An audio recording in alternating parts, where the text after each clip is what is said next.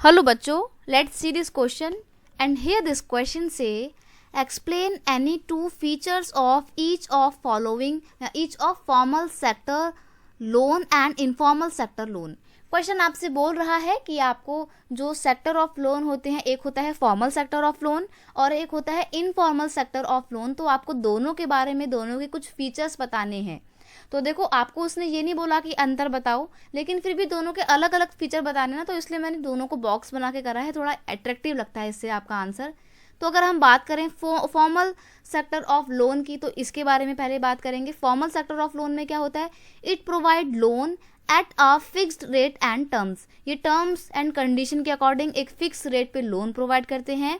They charge low rate of interest over the loan, और ये interest rate बहुत ज़्यादा हाई नहीं रखते हैं, बहुत ही सस्ती दरों पे आपको लोन प्रोवाइड करते हैं। तो इनके द्वारा मिला हुआ लोन चीप होता है, सस्ता होता है। नेक्स्ट है there rate of interest is monitored by the RBI, और यहाँ पे आरबीआई का मतलब क्या है? आरबीआई का मतलब है रिजर्व बैंक ऑफ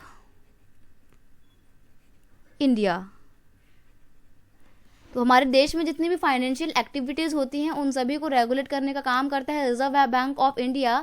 सिमिलरली अगर आपको फॉर्मल सेक्टर ऑफ लोन कोई लोन प्रोवाइड कर रहा है तो उसको, उस पूरी एक्टिविटी को, उस पूरे काम को मॉनिटर करने का काम करता है RBI.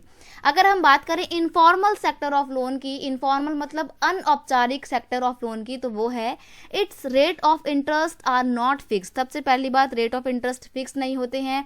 They provide expensive loan, बड़े महंगे महंगे लोन प्रोवाइड करते हैं क्योंकि इनकी इंटरेस्ट बहुत रेट हाई होती है। नेक्स्ट है they are not governed by any organisation, therefore nobody regulate their interest rate. अब देखो, ये जो इनफॉर्मल सेक्टर ऑफ लोन है, कोई भी इनके ऊपर नजर रखने वाला तो होता नहीं है, कोई इनको रेगुलेट करने वाला नहीं होता है, मॉनिटर करने वाला नहीं होता है, मेंटेन करने वाला नहीं होता है। तो ऐसे में ये बोरोवर को एक्सप्लॉइट कर सकते हैं, कोड ऑफ कंडक्ट के थ्रू काम नहीं करते हैं, तो ये अपनी बातों से झूठ भी बोल सकते हैं, इधर उधर भी हो सकते हैं कि हाँ हमने तो पहले 5 बोली थी अब हम 15 मांगेंगे, तो ऐसा भी हो सकता है।